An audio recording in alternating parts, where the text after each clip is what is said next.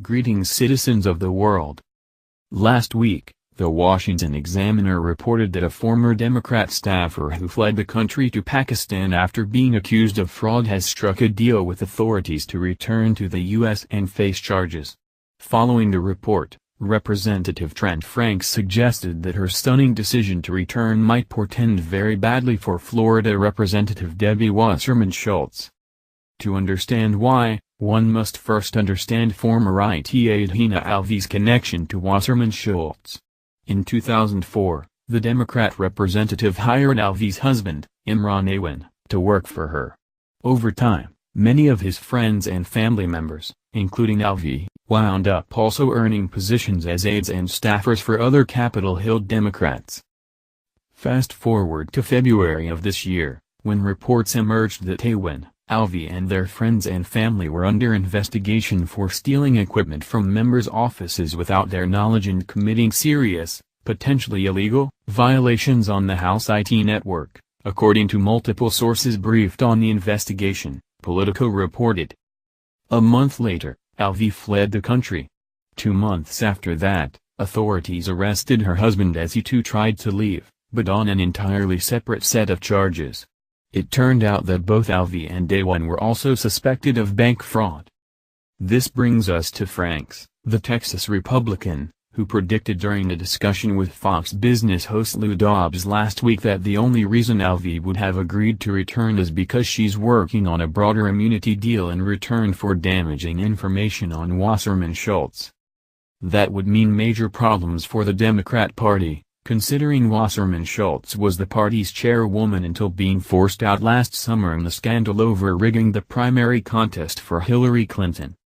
I don't want to talk out of school here, but I think you are going to see some revelations that are going to be pretty profound, Franks said. The fact that this wife is coming back from Pakistan and is willing to face charges, as it were, I think there is a good chance she is going to reach some type of immunity to tell a larger story here that is going to be pretty disturbing to the American people. I would just predict that this is going to be a very significant story and people should fasten their seat belts on this one, he added. Wasserman Schultz's odd behavior over the past couple of months certainly suggests she's been desperate to keep Alvi and Awan loyal to her to keep them from revealing something to the authorities that could incriminate her. But there have been indications that Awan is ready to cooperate with authorities, if he's not already cooperating. The Daily Caller reported last week that a laptop computer found in a former phone booth in the House Rayburn building in April may have been planted for police to find by Awan himself. Along with the computer, according to the Daily Caller, were a Pakistani ID card, copies of Awan's driver's license and congressional ID badge, and letters to the U.S. Attorney. Police also found notes in a composition notebook marked attorney-client privilege.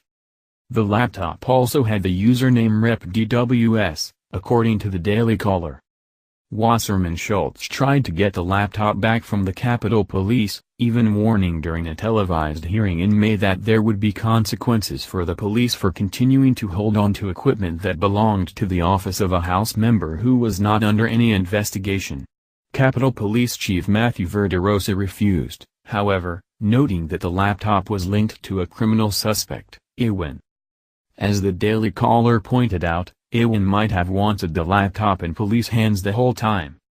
The circumstances of the laptop's appearance described in the police report suggest Wasserman Schultz was trying to keep the police from reviewing a laptop that Awan himself may have wanted them to find, the Daily Caller reported.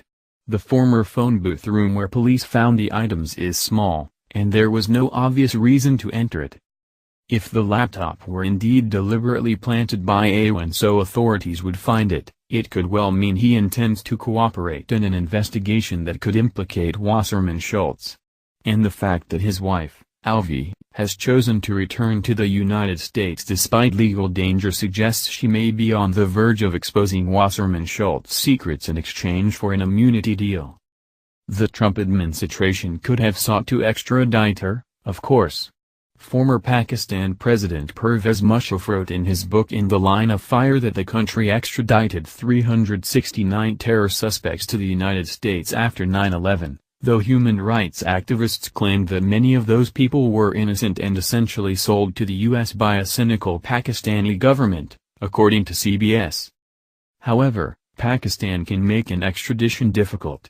The Islamabad High Court, for example, recently barred the extradition of a bombing suspect to the United States, where the man's father claimed the suspect would be subject to the Trump administration's biased and prejudiced policy toward Muslims, according to the Associated Press. So, Alvi is coming back for a reason, and chances are she got a deal to do it.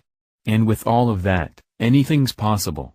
One thing is certain, though, there's a major crisis looming for the Democrat Party on Capitol Hill over this case, and even the arrest or other legal trouble for Representative Wasserman Schultz is possible.